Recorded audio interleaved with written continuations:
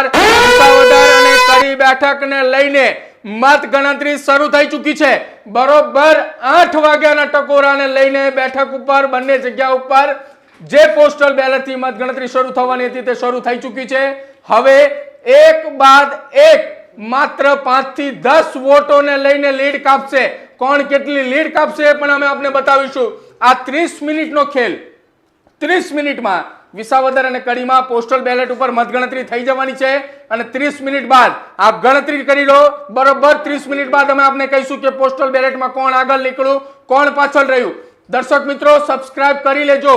જે આપને 1 મિનિટ પહેલા અમે કહ્યું હતું કે 2200 કરતા વધુ દર્શક મિત્રો 1 મિનિટમાં 2400 કરતા પણ વધારે, લગભગ 2500 કરતા વધુ દર્શક મિત્રો અમારી સાથે જોડાયા છે। સબસ્ક્રાઇબ કરવાનું ભૂલતા નહીં દર્શક મિત્રો, કેમ કે તમે જે સબસ્ક્રાઇબ કરશો ચેનલને, અમારા જેટલા સબસ્ક્રાઇબર વધશે એ અમારી તાકાત છે, એ અમારી હિંમત છે। એટલે ગુજરાતના એ તમામ દર્શકોને અમે કહી રહ્યા છીએ કે તમારી તાકાત, તમારી એ તમે અમને જે સમર્થન કરશો એ જ અમારી હિંમત છે અને હિંમત થકી અમે ગુજરાતનો બુલંદ અવાજ બનવા માંગીએ છીએ। તમારા એક એક પ્રશ્નોની વાચા અમે અત્યાર સુધી આપી છે। અમે તમારા એક એક જવાબો અમે એ ગુજરાતના સરકાર સુધી પહોંચાડ્યા છીએ। એટલે હજુ પણ ગુજરાતની સરકાર સુધી તમારો અવાજ એ બુલંદ કરવાનો છે। તમને પણ બુલંદાઈ સુધી ઉપર તમારા તમામ પ્રશ્નોના જવાબ અમારે પહોંચાડવાના છે। ગામના ખેડૂતોના પ્રશ્નો હોય કે પછી એ ગામના નાનામાં નાના માણસના પ્રશ્નો, તમામ એ પ્રશ્નો પહોંચાડવાના છે।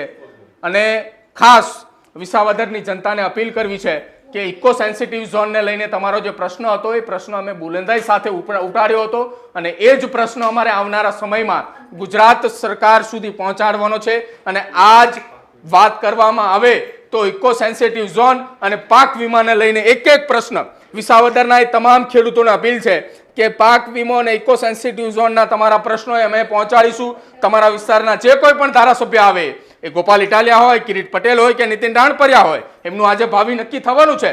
પરંતુ એ તમામની વચ્ચે અમે સવાલ કરીશું એ ધારાસભ્યને કે કેમ તમે ઇકો સેન્સિટિવ ઝોન અને કેમ ખેડૂતોના વીમાને લઈને બોલતા નથી। એટલે જ કહીએ છીએ કે સબસ્ક્રાઇબ કરતા જાઓ દર્શક મિત્રો, આવ્યા છો અને સાથે જ તમારા પરિવારને કહો, તમારા પરિવાર અને તમારા મિત્રોને કહો કે અમારી ચેનલ ન્યૂઝરૂમને સબસ્ક્રાઇબ કરે। સબસ્ક્રાઇબ કરતાની સાથે સાથે જ અમે અપીલ કરીએ છીએ કે બેલ આઇકોન પણ દબાવતા જાઓ કે જેથી કરીને સચોટ પરિણામ આપના સુધી પહોંચે। અને અમે આપને કહી રહ્યા છીએ કે સચોટ પરિણામ એનાલિસિસ સાથે અમે આપના સુધી પહોંચાડી રહ્યા છીએ।